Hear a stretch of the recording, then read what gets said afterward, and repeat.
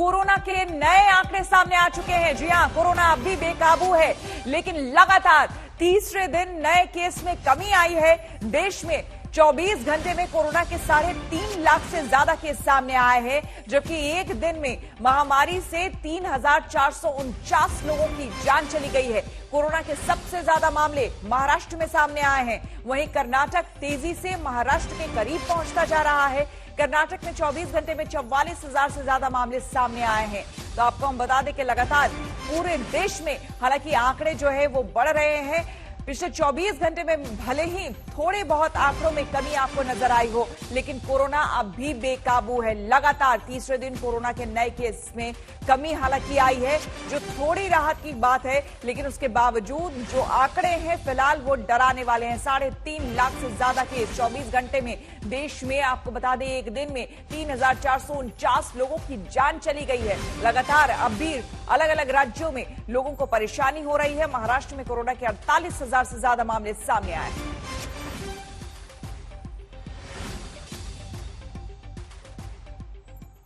Corona की मार से पूरा देश करा रहा है। हर दिन नए मरीजों के आंकड़े डरा रहे हैं और मौतें जिंदगी को हरा रही है। पिछले 24 घंटे में देश में नए केस 3.5 लाख के पार हैं, तो एक दिन में करीब 3400 मौतें हुई हैं।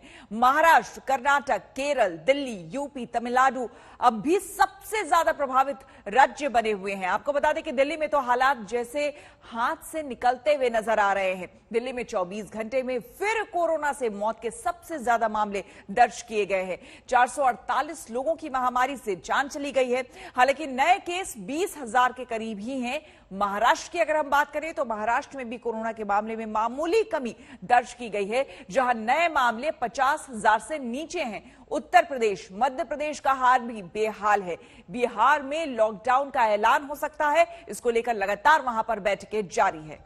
ये देखिए, पिछले 24 घंटे में दिल्ली का हाल 18,043 मामले सामने आए हैं। 448 लोगों की यहां पर मौत हो चुकी है। मामले अगर आंकड़ों की बात करेंगे तो आंकड़े जरूर यहां पर थोड़े कम आपको नजर आए हैं, क्योंकि पिछले दिनों आपने देखा होगा 28,000 तक पिछले 24 घंटे में मामले सामने आए हैं। ऐसे में 18,000 केसेस आना तो आपको आंकड़े जरूर कम लग रहे होंगे, लेकिन अब भी ये आंकड़े डराने वाले हैं। महाराष्ट्र की अगर हम बात करें 48,681 लोगों के बाद संक्रमित हुए हैं यहां पर, और 567 लोगों की यहां पर मौत हो गई है। आपको बता दें अब भी महाराष्ट्र में सबसे ज्यादा मामले सामने आए हैं। राज्यवार आपको हम बता दें, कर्नाटक में 44,438 मामले सामने आए हैं। केरल में 26,011 मामले सामने आए हैं। उत्तर प्रदेश में 29,000 मामले सामने आए हैं। और वही देखिए आपको राजस्थान 17,000 से ज्यादा मामले हैं। बंगाल में 17,501 मामले, बिहार में 11,407 मामले। अब लॉकडाउन की बात बिहार में की जा रही है और यही मुख्य वजह है, क्योंकि लगातार आंकड़े बढ़ रहे हैं और ये पूरे देश का हाल। 3,57,229 मामले पिछले 24 घंटे में सामने आए हैं और मौत का आंकड़ा 3,449। पिछले 24 घंटे में 3,449 लोगों की यहां पर मौत हो गई है।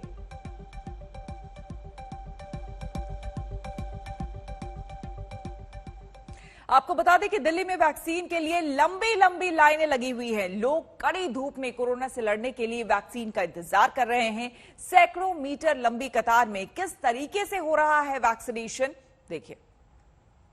वैक्सीनेशन के थर्ड फेज का आज दूसरा दिन है। सुबह से ही लंबी लंबी कतारें जो है वो वैक्सीनेशन सेंटर पर देखने को मिल रही हैं। तस्वीरें आप देखेंगे कि तमाम जो लोग हैं सुबह 7 बजे से वैक्सीनेशन के लिए इंतजार करते हुए यहाँ पर नजर आ रहे हैं। हालांकि जिन लोगों का रजिस्ट्रेशन है, जिनका स्लॉट यहाँ पर बुक है, उन्हीं को यहाँ पर जो है आने की इजाजत जो है वो दी जा रही है। यहाँ पर तमाम लोग हैं जिन्होंने अपना रजिस्ट्रेशन जो है वो कराया था। आपने कब रजिस्ट्रेशन कराया था? कल कराया था, लेकिन आज मना कर दिया। अच्छा, क्या कह रहे हैं कि इसके बाद कोई एक और मैसेज आएगा। कल ये वाला मांग रहे थे, कल भी आए थे, अब आज ये लाए तो कह रहे कोई एक और आएगा, वो भी। अच्छा, अब इस पे टाइम सब कुछ है, 9 से 11 है, नाम है, सब कुछ है, तो मना कर रहे हैं। आईडी है, सब कुछ है। क्या कह रहे हैं कि क्यों नहीं? बात कोई एक और मैसेज आएगा कंफर्मेशन का, वो वाला आना। आप देख सकते हैं कि ये 4 तारीख का इनको मैसेज का स्लॉट जो है वो मिला हुआ है और टाइमिंग जो है वो यहाँ पर दे रखा है, लेकिन उसके बाद भी नहीं मिल पा रहा। और भी लोग हैं जिनको स्लॉट जो है, आप सबको स्लॉट बुक किया आपने सबने कि वैक्सीनेशन किया था? कल किया था। मिल पा रहा है वैक्सीनेशन? कितने देर से खड़े, कब से खड़े हैं? अभी तो आधा घंटा ही हुआ है। हाँ, और 9 बजे खुल गया है। बट ये तमाम लोग हैं। आपने रजिस्ट्रेशन कराया था? कब कराया रजिस्ट्रेशन? मैंने रजिस्ट्रेशन परसों कराया था। अच्छा, तो क्या टाइम स्लॉट मिल पाया अभी इजी? हाँ, बिल्कुल आराम से, मतलब अवेलेबल नहीं था, धीरे धीरे कम हो रहा था, बस हमको तुरंत देख के तुरंत कराना था तो कराया। क्या कोरोना का डर है जिसकी वजह से अब वैक्सीनेशन बहुत ज्यादा जरूरी हो गया? बिल्कुल बहुत जरूरी है, मतलब कोरोना के डर से ज़्यादा दिक्कत ये है कि हॉस्पिटल्स में अवेलेबिलिटी नहीं है, तो जल्दी से जल्दी वैक्सीनेशन कराना है ताकि हम लोग सेफ हो सकें, क्योंकि हॉस्पिटल्स में तो फैसिलिटीज़ मिल नहीं रही है, तो ये मेन रीज़न है कराने का। ये आप समझ सकते हैं कि 70 से के आसपास जो है वो वैक्सीनेशन सेंटर्स जो है वो सरकार की तरफ से बनाए गए हैं, लेकिन जरूरत है ज्यादा से ज्यादा और वैक्सीनेशन सेंटर की, क्योंकि जिस तरीके के हालात वैक्सीनेशन सेंटर पर आपको नजर आ रहे होंगे, लंबी लंबी कतारें यहाँ पर नजर आ रही हैं, ये कहीं ना कहीं दूसरे बड़े संक्रमण को बुलावा जो है वो ना दे सके। हमारे साथ लोकल कॉर्पोरेटर हैं, ये बताइए कि व्यवस्थाएं पूरी तरीके से अगर कहा जाए वो नहीं होती हुई नजर आ रही। सरकार की तरफ से कहा गया था सोशल डिस्टेंसिंग का पालन हो, लेकिन वो नहीं हो पा रहा, वजह क्या है? वजह यह है कि अगर सेंटर जिस प्रकार से चुनाव के अंदर सभी सेंटर स्कूल में बनते थे वैसे सेंटर बनाए जाए ताकि पब्लिक जो है बढ़ जाएगी। अगर पब्लिक बढ़ जाएगी तो उसके बावजूद भीड़ नहीं होगी और पब्लिक को खड़ा नहीं रहना पड़ेगा। यहाँ 6-6 घंटे लोग स्कूल के बाहर खड़े रहते हैं। क्लासरूम नहीं खोले गए, क्लासरूम खोले ताकि पब्लिक अंदर बैठ सके, सोशल डिस्टेंसिंग का पालन हो सके। और वैक्सीनेशन सेंटर पे भीड़ तभी हटेगी यदि सभी स्कूलों के अंदर सेंटर बना के चुनाव की तरह सेंटर बनाकर वहाँ पे वैक्सीनेशन सेंटर बनाया जाएगा। एक बड़ी महत्वपूर्ण बात जो है कि जिस तरीके से चुनावों के अंदर हर सेंटर्स पर वोटिंग होती है, वैसे ही इस वैक्सीनेशन को अगर हर स्कूलों में स्टार्ट किया जाए छोटे छोटे स्तर पर, तो लोगों की भीड़ भी कम लगेगी और लोग ज्यादा से ज्यादा वैक्सीनेशन के लिए आगे आएंगे और उनका टाइम स्लॉट्स भी जो है वो आसानी से मिल पाएगा। कैमरा पर्सन धर्मेंद्र के साथ सुशांत मेहरा, दिल्ली, आज तक। तो आपको बता दें कि 18+ लोगों का वैक्सीनेशन तो शुरू हो गया है, लेकिन क्या इंतजामात काफी है? क्योंकि लंबी लंबी कतारें हैं। उसी में से एक खबर, एक तस्वीर सामने आई जिसमें कि एक लड़की लंबे इंतजार के बाद बेहोश हो गई। ये देखिए तस्वीरें। यहां पर 6-6 घंटे, 5-5 घंटे लोगों को इंतजार करना पड़ रहा है और इसी वजह से एक लड़की जो कि वैक्सीनेशन यहां पर कराने के लिए आई थी, लंबे इंतजार के बाद कड़ी धूप और गर्मी की वजह से बेहोश होकर गिर पड़ी। वहां पर तमाम लोगों ने फिर मदद की। सुशांत हमारे संवाददाता जुड़ गए हैं ज्यादा जानकारी के साथ। सुशांत, तस्वीरों में हम देख रहे हैं यहाँ पर जो इंतजाम वाकई होने चाहिए वो इंतजाम नहीं है। अब इतनी कड़ी धूप में लोगों को 6-6, 7-7 घंटे खड़ा होना होगा, तो यही हालत होगी। देखिए श्रोता, मैं बता दूं कि जब हम यहाँ पहुंचे थे लोग 3 से 4 घंटे का यहाँ पर इंतजार कर रहे थे। 7 बजे के आसपास लोग पहुंच गए थे। 9 बजे वैक्सीनेशन शुरू हुआ। जब यहाँ पर महिला बेहोश हुई तो स्कूल प्रशासन की तरफ से तमाम जो लोग बाहर खड़े थे उनको अंदर जो है वो भेज दिया गया। अंदर यहाँ पर व्यवस्था जो है वो यहाँ पर लोगों को खड़ा किया गया। इसके अलावा एक तस्वीर ये भी है, ये तमाम लोग हैं जो सुबह से यहाँ पहुंचे हुए थे वैक्सीनेशन के लिए। रजिस्ट्रेशन करा रखा है, इन्होंने टाइम स्लॉट ले रखा है, इसके बावजूद इनका वैक्सीनेशन जो है वो नहीं हो रहा है। क्या वजह है? टाइम स्लॉट आपने ले रखा है, क्यों वैक्सीनेशन नहीं हो रहा? 9:11 का मेरे को टाइम दे रखा है। आरोग्य सेतु ऐप पे मैंने डाउनलोड किया था, और लेकिन अब ये कह रहे हैं तुम्हारा टेक्स्ट मैसेज नहीं है, तुम्हारा अंदर नहीं जाने दिया जाएगा। गेट बंद कर दिया, अंदर नहीं जाने दे रहे। आपके पास रजिस्ट्रेशन था? सर रजिस्ट्रेशन है, सक्सेसफुली रजिस्ट्रेशन आया हुआ है, बट ये कह रहे हैं आप अपॉइंटमेंट लेकर आइए। अगर अपॉइंटमेंट लेना है तो सक्सेसफुली रजिस्ट्रेशन का क्या मतलब हुआ सर? ये बिल्कुल बहुत तरह की दिक्कतें सामने आ रही है। सुशांत, आपके पास हम आएंगे, लेकिन हम सीधे आपको लिए चलते हैं मुंबई से हमारे संवाददाता जुड़ रहे हैं मुस्तफा शेख। मुस्तफा, जानना चाहेंगे वहां पर किस तरह से 18+ लोगों का वैक्सीनेशन हो रहा है? जी बिल्कुल, आपको बता दें कि बिल्कुल चुनिंदा तरीके से वैक्सीनेशन हो रहा है। जो पोर्टल है बीएमसी का 7 बजे खुलता है, 7:30 बजे खुलता है, कुछ 10 सेकंड में बुकिंग हो जाती है। 500 लोगों को 5 जगहों पे मुंबई में वैक्सीनेशन दिया जा रहा है। सेकंड डोजेस तो खत्म हो गए बीकेसी के कोविड वैक्सीनेशन सेंटर पर। सुबह में जब आप देख रहे थे भीड़ थी, अभी कुछ लोगों के लिए वैक्सीनेशन बचा है। 900 डोजेस के साथ शुरू किया गया था। 500 डोजेस जो है वो 18 से 45 साल के जो एज ग्रुप है उनके लिए रखे गए हैं। उसमें से कुछ आखिरी डोजेस बचे हैं।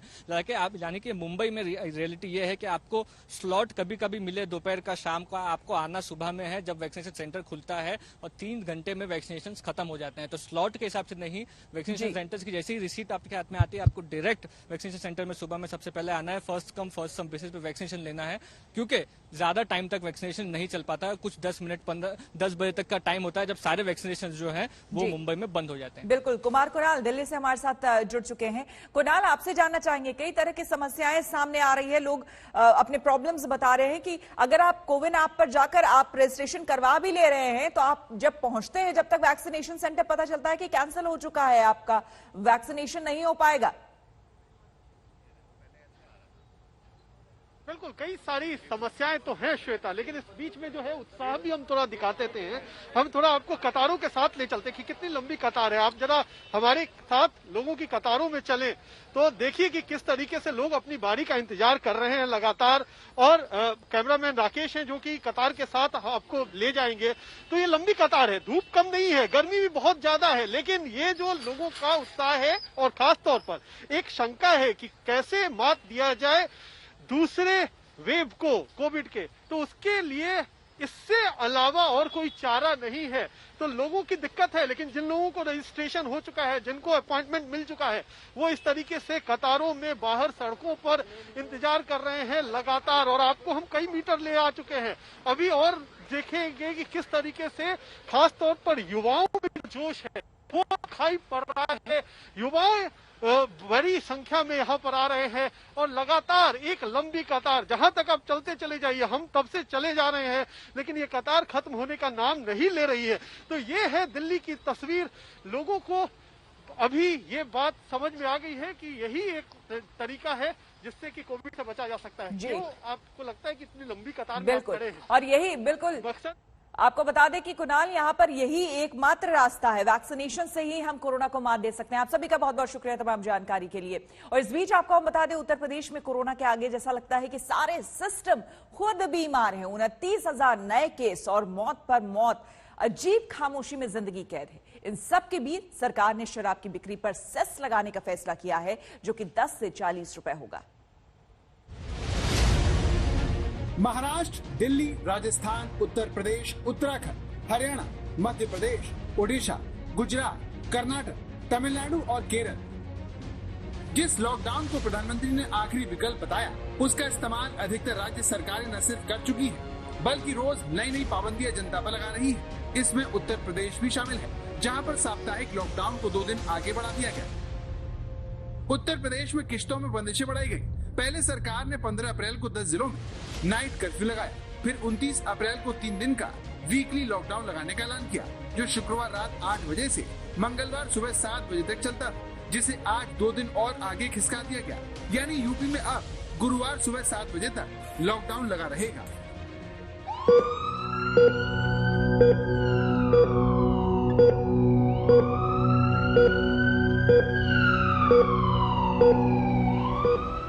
उत्तर प्रदेश में कोरोना के मामले तेजी से बढ़ रहे हैं। लोग ऑक्सीजन और अस्पताल में बेड के लिए भटक रहे हैं, जिस पर काबू पाने के लिए हाई कोर्ट तक लॉकडाउन लगाने को कह चुका है। देश भर की सरकारें लॉकडाउन का विकल्प आजमा रही हैं। महाराष्ट्र में 14 अप्रैल को लॉकडाउन जैसा कर्फ्यू लगाया गया, फिर इससे पहले 1 मई और फिर 15 मई तक बढ़ा दिया गया। दिल्ली दोबारा संपूर्ण लॉकडाउन लगाने वाला पहला राज्य बना। 19 अप्रैल से शुरू हुई ये पाबंदियां 10 मई तक जारी रहेंगी। राजस्थान में 18 अप्रैल को आंशिक लॉकडाउन लगाया गया, फिर 28 अप्रैल को जन अनुशासन पखवाड़ा नाम देकर लॉकडाउन जैसी पाबंदियां जनता पर लगा दी गई, जो अब 17 मई तक जारी रहेंगी। हरियाणा में कोरोना के बढ़ते केस को रोकने के लिए सरकार ने आज अगले 7 दिन तक लॉकडाउन लगाने का ऐलान किया। ओडिशा में 5 मई से 14 दिन का लॉकडाउन लग रहा है। और अब रुक करते हैं इंदौर का, जहां पर सख्ती के नाम पर सजा भी दी गई और लात भी मारी गई। जी हां, लात मारने वाला कोई और नहीं बल्कि तहसीलदार साहब। तस्वीरों में आपको हम दिखाते हैं। देखिए, इंदौर के दीपालपुर में बेवजह घूम रहे लोगों पर तहसीलदार तमतमा गए। उन्होंने पहले हाथ पैर चलाए और फिर लोगों को उठक बैठक और मेढ़क दौड़ कराने लगे। वीडियो वायरल हुआ तो कांग्रेस ने प्रशासन के रवैये पर सवाल उठाते हुए मुख्यमंत्री से शिकायत की बात की।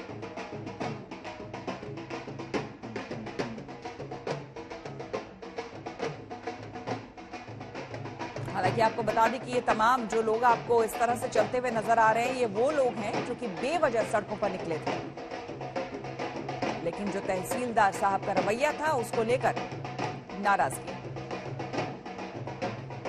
बात बिहार की, जहां पर अस्पताल के बाहर कोरोना का एक मरीज गुहार लगाता रहा, मदद मांगता रहा। हमारे रिपोर्टर ने भी याचना की, हेल्पलाइन से मदद मांगी, हर कोई आराम से जवाब देता रहा। ड्यूटी डॉक्टर से अपील की गई, नर्स से मिन्नतें की गई। रामशंकर का ऑक्सीजन स्तर शून्य हो गया।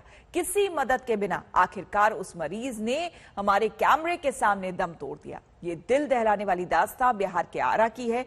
राज्य में महामारी हाहाकार मचा रही है और हालात बेकाबू हो रहे हैं।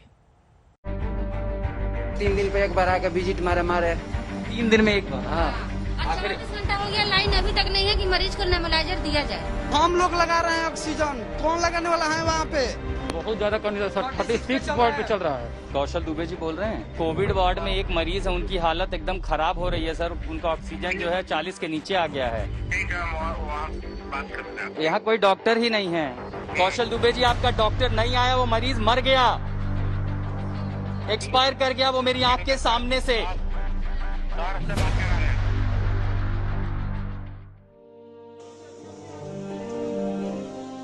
रमाशंकर का बेटा बेसहारा हो गया।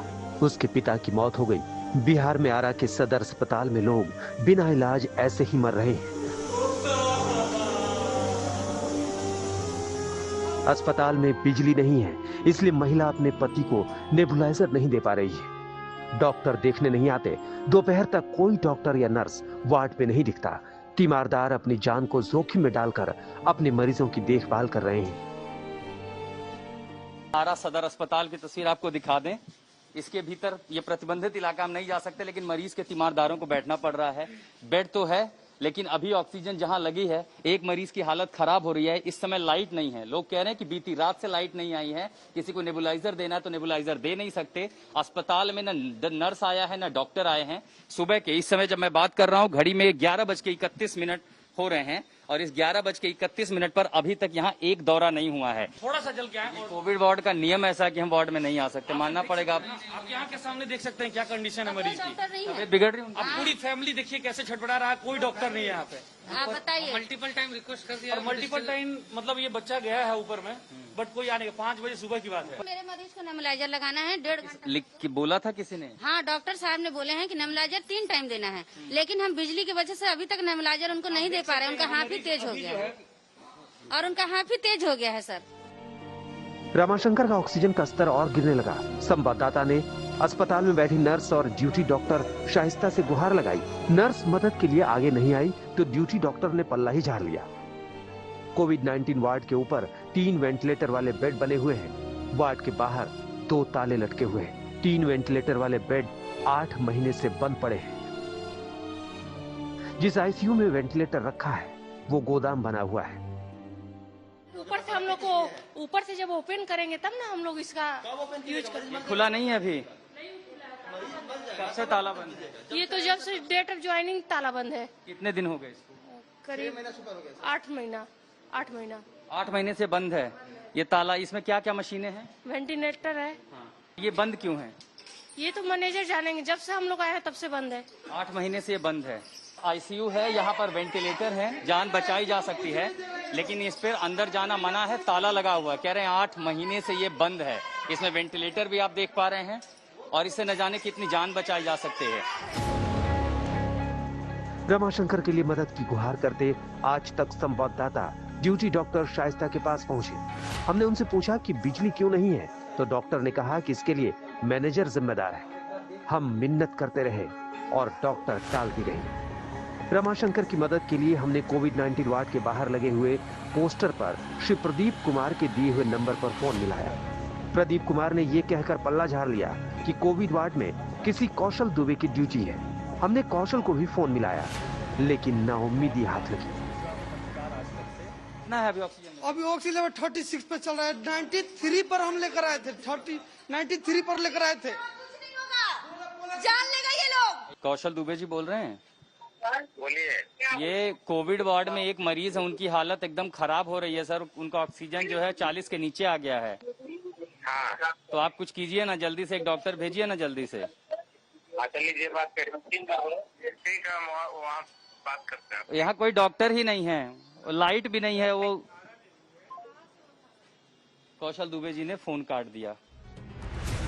आरा के इस अस्पताल प्रशासन की बेशर्मी के किस्से आप सुनेंगे तो आपको अपने कानों पर यकीन नहीं होगा। ठीक होने वाले मरीजों के साथ फोटो खिंचा लिया जाता है और जो बीमार है उसका हाल तो देख ही रहे हैं। माला पहनाया जाता है। आधा किलो का हॉर्लिक्स, 1 पैकेट बिस्किट देकर माला पहना के और उनको सम्मानित करके भेजा जाता है। कि यहाँ पे फूल माला पहना है उस दिन परसों फूल माला पहना के ले जाओ, ठीक है। मरीज ऑक्सीजन पर नाप दिए 93 है, बिना ऑक्सीजन का नाप में नहीं किए, ले जाओ, ठीक है। यहाँ पर लेकर आए और मरीज मेरा लेट गया नीचे में। अस्पताल की हालत यह है कि मरीजों को ऑक्सीजन लगाने की जिम्मेदारी तीमारदारों की ही होती है। हम लोग लगा रहे हैं ऑक्सीजन, कौन लगाने वाला है वहाँ पे? हम लेडीजों के बोलते हैं कि तुमको जरूरत है तो जाओ तुम खुद लगा लो। आपको पता है कैसे लगाते हैं ऑक्सीजन? सीख गए हैं कितना ऑक्सीजन की जरूरत है उस अनुसार से ऑक्सीजन देना है, तो हम लोग को मालूम नहीं, हम लोग अपने से ऑक्सीजन देते हैं। आखिरकार रमाशंकर जिंदगी से जंग हार गए। रमाशंकर अपने पीछे 2 बेटे 2 बेटियों को छोड़ गए हैं। कौशल दुबे जी, आपका डॉक्टर नहीं आया, वो मरीज मर गया, एक्सपायर कर गया वो मेरी आंख के सामने से। सर से बात करा रहे हैं। क्या करूंगा सर से बात करके? वो मरीज क्या करेगा बात करके? मरीज मेरी आंख के सामने मर गया। हमने डॉक्टरों को भी फोन किया, अस्पताल में हेल्पलाइन नंबर पे भी फोन किया, नहीं उठाया किसी ने फोन, कोई मदद नहीं आई है। ये नहीं देखना चाहते हम। कौन लेगा जिम्मेदार? कौन होगा जिम्मेदार? किसकी जवाबदेही तय होगी? यहाँ लोग मर रहे हैं, मेरे पास कोई शब्द नहीं है। पटना से सटे आरा के अस्पताल में कैमरा पहुंचा तो सच सामने आया। काश वो सच बिहार के मुख्यमंत्री को भी दिखाई देता, जो हफ्ते में दूसरी बार राजधानी पटना के हालात को देखने सड़कों पर उतरे हैं। सीएम साहब ने कोरोना के हालात को देखने और समझने के लिए ताबड़तोड़ कई जगहों का दौरा किया। कोरोना के बेकाबू होते हालात के बीच मुख्यमंत्री एक्शन में दिखने की कोशिश कर रहे हैं, तो उनके अधिकारी भी बड़े बड़े दावे करने से नहीं चूक रहे।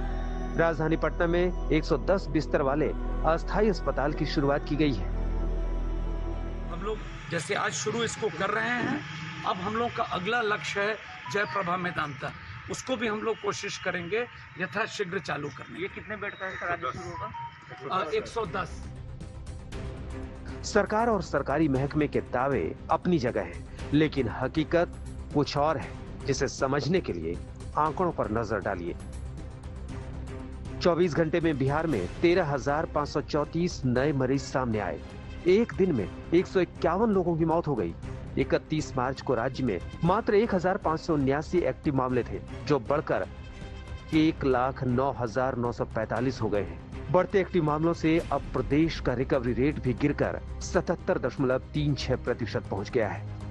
कोरोना का बढ़ता ग्राफ और आज तक के कैमरे में कैद बिहार के अस्पतालों की तस्वीर राज्य के हालात को समझने के लिए काफी है। पटना से उत्कर्ष के साथ आशुतोष मिश्रा, आरा, आज तक। और इस वक्त की सबसे बड़ी खबर आपको हम बता दें, कांग्रेस नेता राहुल गांधी ने संपूर्ण लॉकडाउन की मांग की है। उन्होंने कहा है कि बिना संपूर्ण लॉकडाउन के कोरोना नहीं थमेगा। उन्होंने ये भी कहा कि गरीबों और कमजोर वर्गों की सुरक्षा की गारंटी के साथ ये लॉकडाउन लगे।